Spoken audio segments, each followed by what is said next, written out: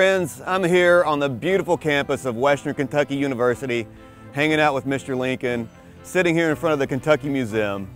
Today I'm going to go inside the museum. They have a new exhibit, and I'm going to find out more about this Kentucky treasure.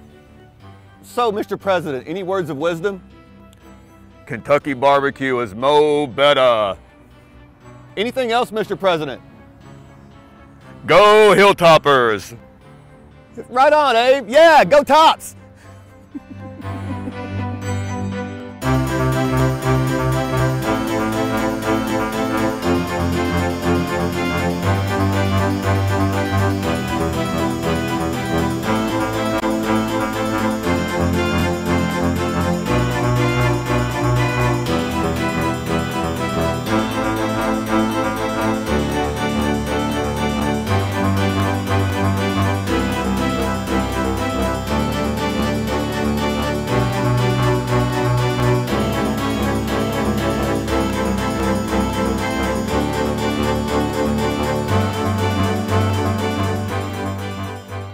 Folks, I'm here with Dan Murph, the chairman of the collection.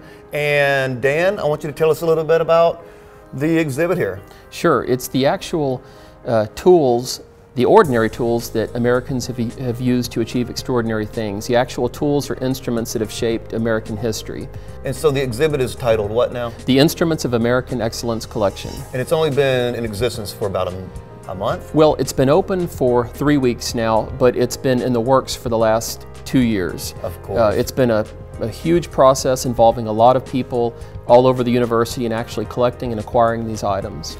So Dan, we're standing here next to a picture of President Jimmy Carter next to a hammer. Could you tell us about this exhibit? Sure, this is one of my favorite items in the collection. It's the actual hammer that Jimmy Carter used in many of his Habitat for Humanity missions, building houses for the people who need housing. And one thing that really makes this hammer stand out is that, in my opinion, it redefined what is expected of a U.S. president once they leave office.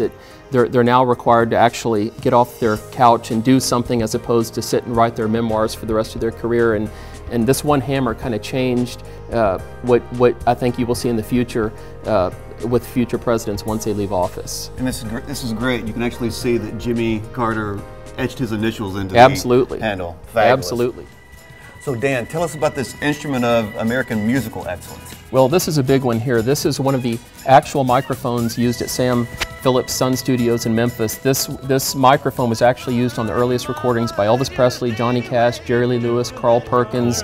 That's Alright Mama was recorded with this mic. Sam Phillips had 3 microphones that were all used at the same time at Sun Studios to create a slapback sound, and this is one of them. So the songs that were recorded with this go on and on. That rocks, yes, right? Absolutely, yeah. Absolutely. Thanks for showing me that. Let's see something else. Sure.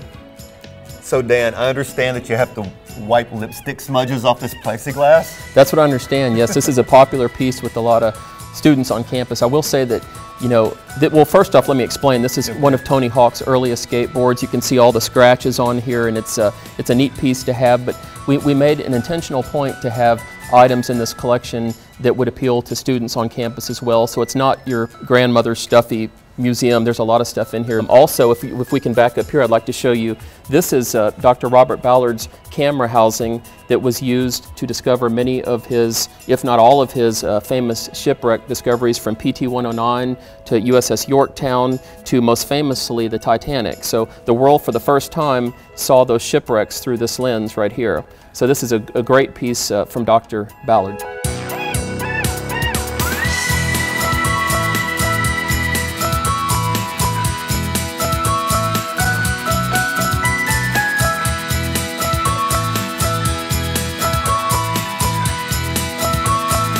Folks, when we come back, Timothy Mullen, the director of the Kentucky Museum, is going to be showing us some other cool stuff, some furniture and art. Stick around.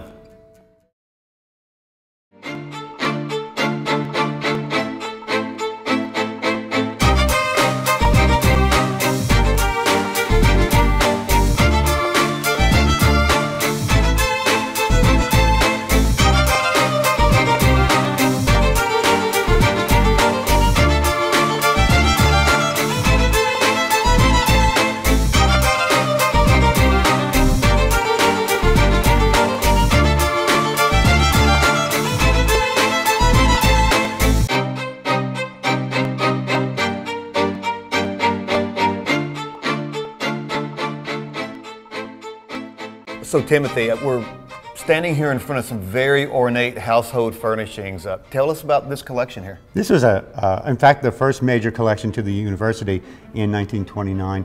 It's from an alumnus, C. Perry Snell, and he just collected things to decorate his house, but he donated. He loved old things, European things, except I guess the sarcophagus. It's a child sarcophagus from Egypt. It's about 3,500 years old, which is pretty stunning and amazing to find in Bowling Green. Yes. And he liked art, he liked religious art, and this is probably one of our most outstanding paintings, the Mona Lisa, we call her the Mona Lisa of Bowling Green. This is a student copy. While Da Vinci is painting the Mona Lisa, his students were there painting the Mona Lisa as well. And so it's one of the students' works of the Mona Lisa. It's pretty outstanding. That's fabulous, and also strange to find that in Bowling Green, Kentucky. Yes, it is. Now, things that you would expect maybe to find in Bowling Green. Over here we have a whole selection of Shaker furniture from the South Union Shaker Village. And the South Union Village being right down the road from Bowling Green, 15 miles or something like that. Just about. And just beautiful simplicity in design compared to, say, early American things from the East Coast over there, which is very highly carved and ornate, and the European things over here from Mr. Snell. But everything in this gallery has some Kentucky connection, whether it's made here or was used here or retailed here or donated by someone from Western or someone that lived in Kentucky.